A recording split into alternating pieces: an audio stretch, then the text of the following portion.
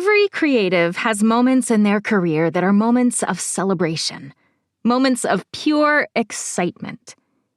And usually, when I talk to artists about those moments, they think about the big career milestones, that huge award that they won or were nominated for, the incredible review they received, the prestigious fellowship they were awarded, the amazing project they won.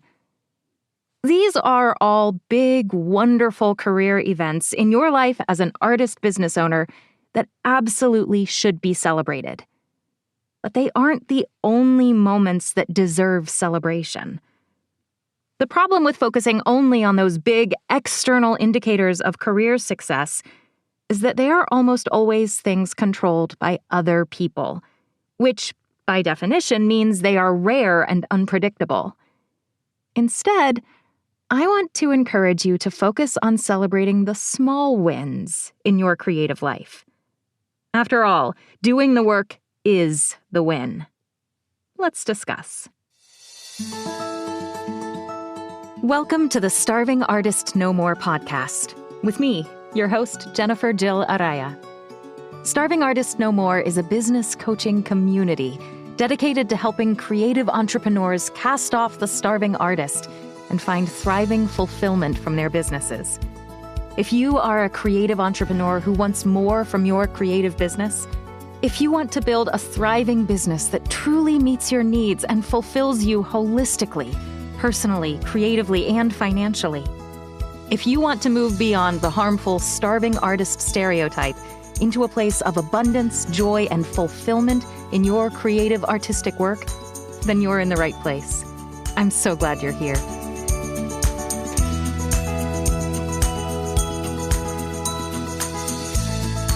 Hello, thriving artists, and welcome to episode 52 of the Starving Artist No More podcast. I'm so excited you're here with me today to discuss the power of the small things in our creative lives. We're going to get to that topic in just a moment, but before we get there, I want to give a quick reminder to the audiobook narrators in our audience about the Thriving Narrators Retreat that's coming up very soon in Cincinnati, Ohio. This retreat is taking place August 22nd through 25th, 2024, and we're going to be gathering in my favorite neighborhood in the entire city of Cincinnati, Clifton, which also happens to be the neighborhood where I live. For the 4 days of the retreat, we're going to take over the Clifton Cultural Arts Center, which is a brand new facility that just opened last month. And we're going to have workshops, seminars, masterclasses, panels, and small group discussions that are all about both the business and the craft of audiobook narration. I'm hard at work behind the scenes putting together those sessions and making sure that we're addressing what you, as narrators, really need to grow and thrive in your career. I am so excited about this event, and I'm excited to share my home neighborhood with all of you who attend. All of the details about the retreat are available on my website, starvingartistnomore.com. And, of course, if you have any questions, please reach out to me. You can also do that via my website contact form. I'm so excited to see you there. Okay, let's turn now to the main topic of today's episode, deciding what to celebrate in your life as a creative entrepreneur. Last week's episode was titled Celebrations Matter, and that pretty much sums up what we talked about last week, why celebrations are important, why they matter to your creative business. Not long after that episode released, one of you sent me an email asking what to celebrate. Here's what this artist wrote to me. I know that celebrating the big career milestones is important, and I do that. But in your episode, you talked about small rewards. What does that mean? Are you saying that I should be celebrating more than the big career landmarks? My answer to that question is absolutely yes. There is so much more than just the big things in your life as an artist business owner that are worthy of celebration. Absolutely celebrate the big things, the awards, reviews, prestigious projects or collaborations, etc. But celebrate the little things, too. Personally, I celebrate every task that I complete. When I finished writing the outline for this podcast episode, I pulled out my red gel pen, which is the color I use in my daily bullet journal to indicate writing and podcast-related tasks, and I put a big check mark next to the task of write this week's podcast, because let me tell you, checking items off my to-do list gives me a big mental boost. Yay for a burst of dopamine. Then I did a little dance party in my office, further celebrating that task being done, before sitting down in my booth to record the episode, which is what I'm doing right now. And once the recording work is done, perhaps I'll make myself a cup of tea. I'm an avid tea drinker, and a delicious cup of herbal tea is the perfect thing to celebrate an afternoon task that's well done. I'm going to celebrate every single one of those small little wins, because they absolutely are wins.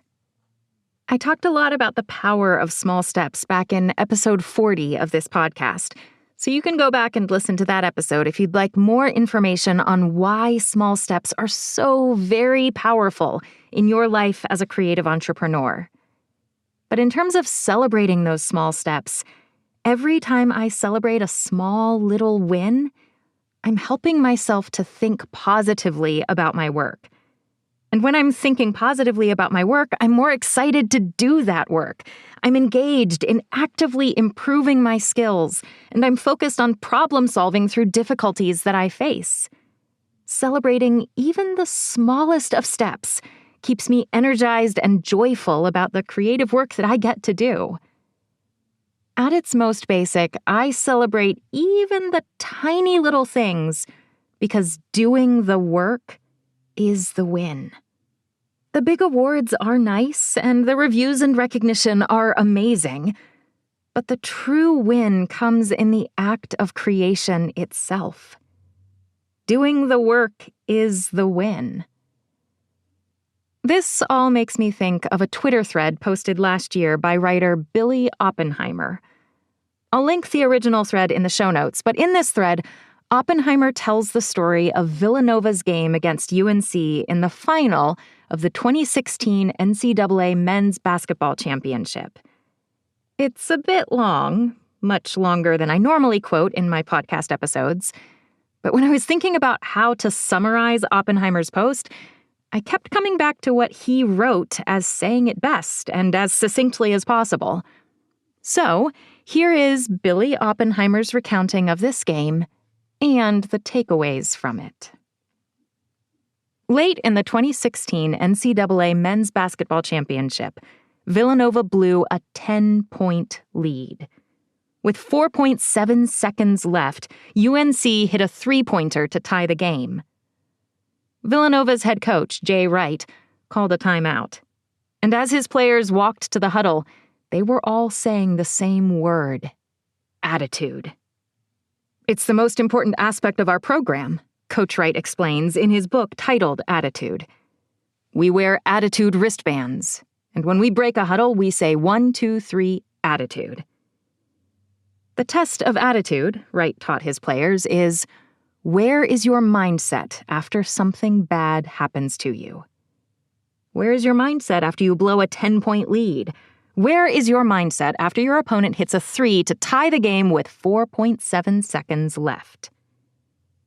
When I looked into the eyes of our players, Wright writes, I saw no anger or regret. No one bemoaned the UNC player's lucky shot, or that any of our guys had failed to stop him from grabbing the pass that led to that shot, or anything else. Instead, they were all saying, attitude, attitude, this is what we do, attitude, this is what we do.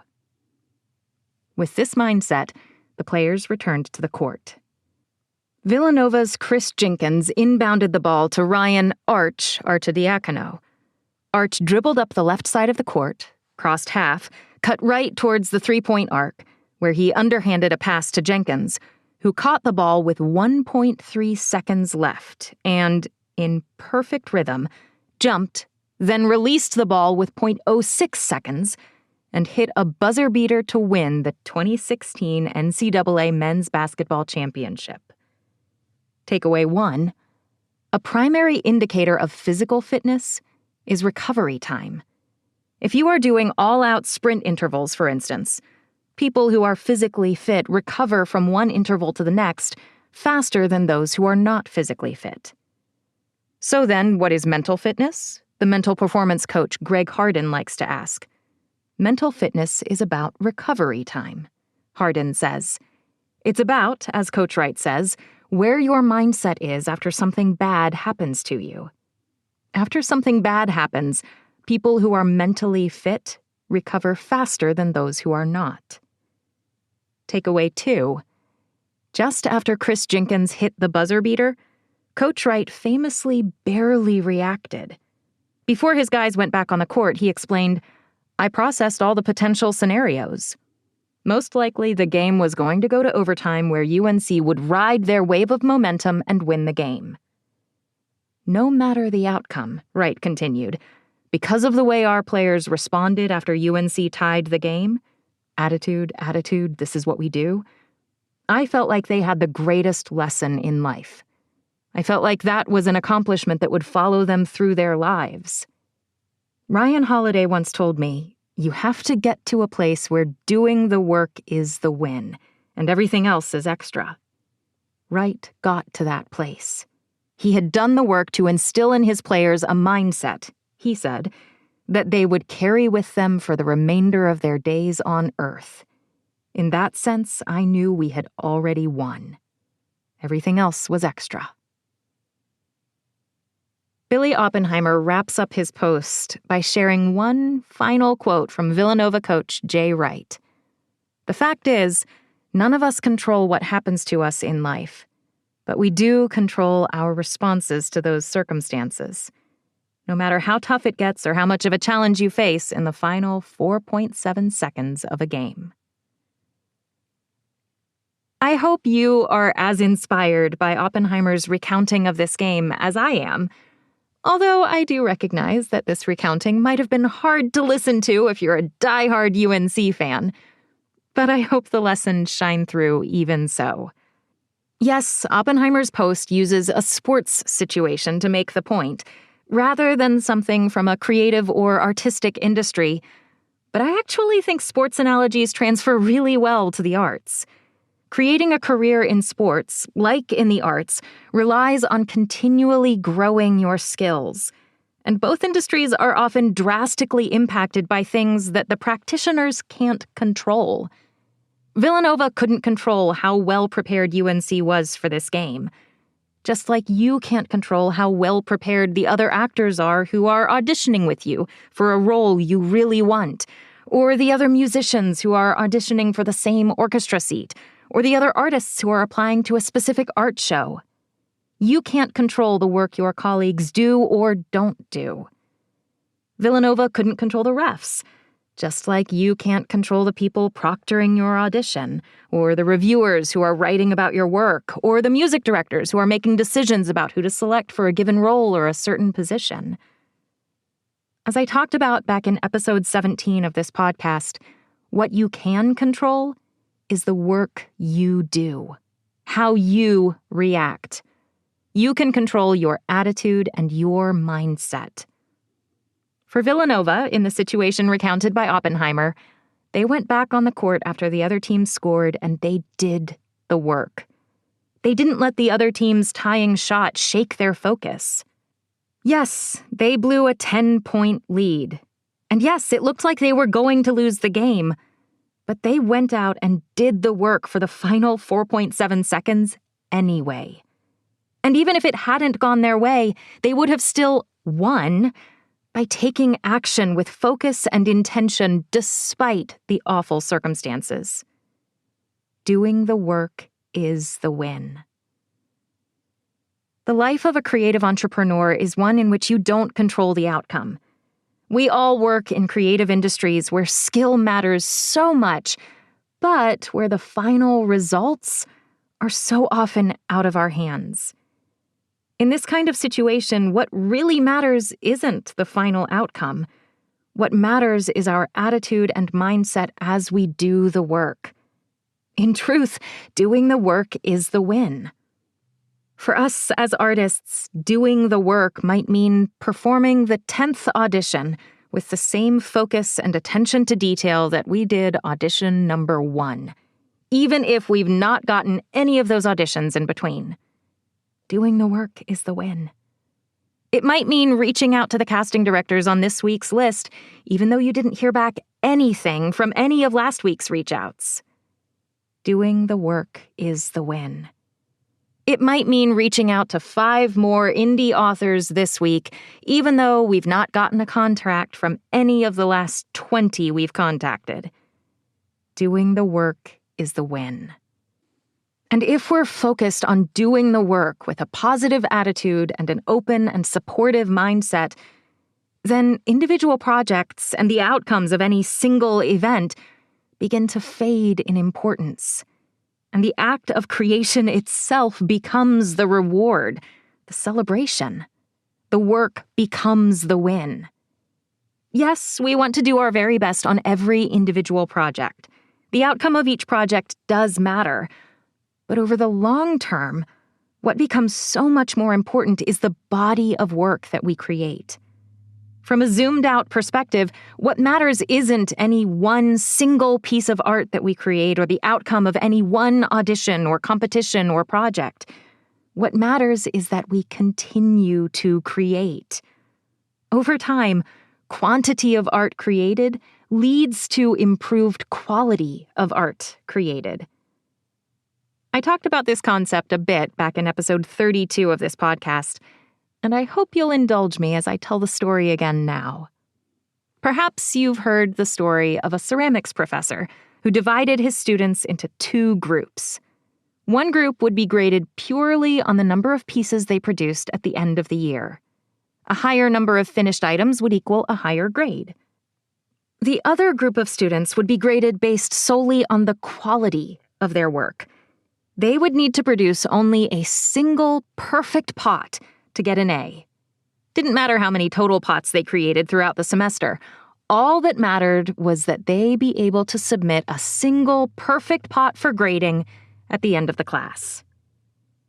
At the end of the semester, the professor evaluated both groups, as he said he would, in terms of their given grades. But then he took a step back and, for his own purposes, evaluated the quality of the work before him. Without exception, the works of the highest quality all came from the students who were being graded by quantity. The quality students got stuck trying to make that one perfect pot, and so didn't actually improve their skills over the course of the semester. The quantity students had to create lots of pots and create them quickly, and they learned by doing. Their skills improved drastically because they spent the time doing the thing. For these students, doing the work not only was the win, doing the work was the key to improving in their craft. We don't control the outcome. We do control our mindset and our attitude. So let go of what you can't control and instead focus on what you can control, doing the work.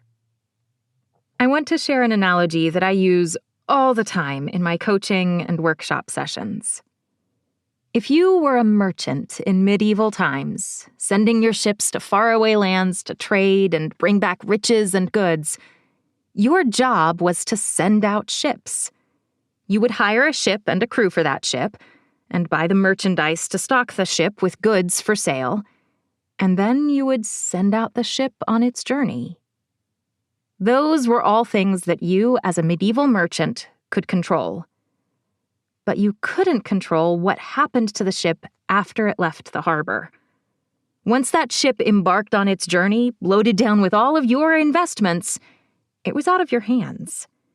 You couldn't control whether that ship was attacked by pirates, or whether it was hit by a hurricane and sank, or whether the crew mutinied and threw the captain and all your merchandise overboard, or anything else about that ship's journey. There was no GPS to track the ship and tell you where it was and how it was going, and very limited communication via letters. When that ship left harbor, you, as a medieval merchant, had to literally let it go. Because your medieval merchant job isn't to worry about what happens to your ships. No, it's to send out ships.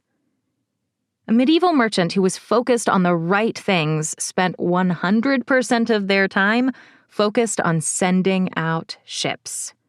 Hire a ship and a crew, fill the ship with merchandise, send it out, repeat. And repeat. And repeat.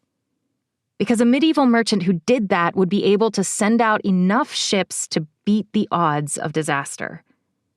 Yes, some of those ships would go down to pirates or mutiny or inclement weather, but not all of them would. And a medieval merchant who sent out enough ships would eventually get some of them back. Like that medieval merchant, you can't control which of the ships you send out will return to you laden with riches and treasure, and which will never be heard from again. But if you send out enough ships with enough consistency and with a supportive and curious, inquisitive, open mindset as you do, some of them will return. Some of those projects you've been pursuing will come to you rather than going to your colleagues. Some of your marketing efforts will begin paying off. Some of your networking contacts will lead to exciting opportunities.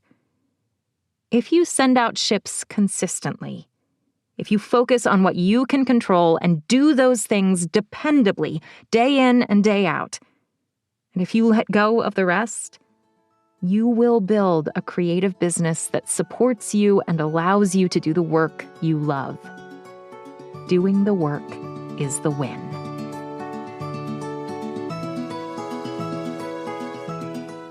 Thank you so much for being here with me today for this episode of the Starving Artist No More podcast.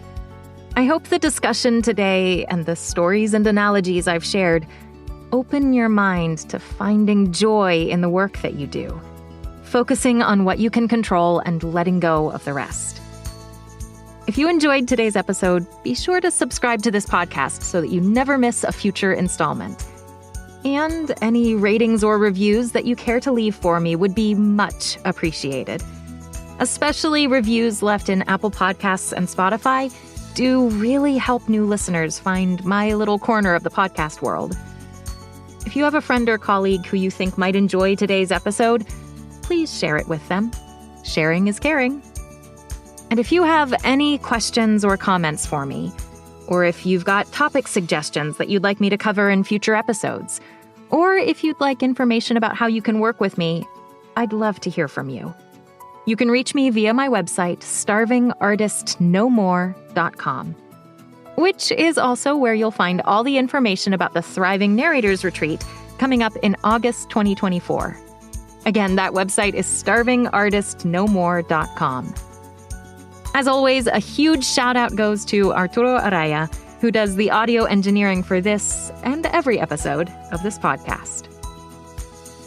Yes, absolutely celebrate the big wins and the wonderful, enormous moments of your life as a creative entrepreneur.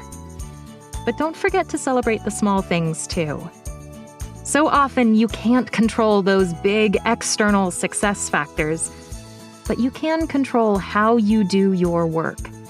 You can control your attitude and your mindset, and that is where you will find the real success. The real win lies in the work, day in and day out, finding joy in your creative process. I can't wait to see what you create.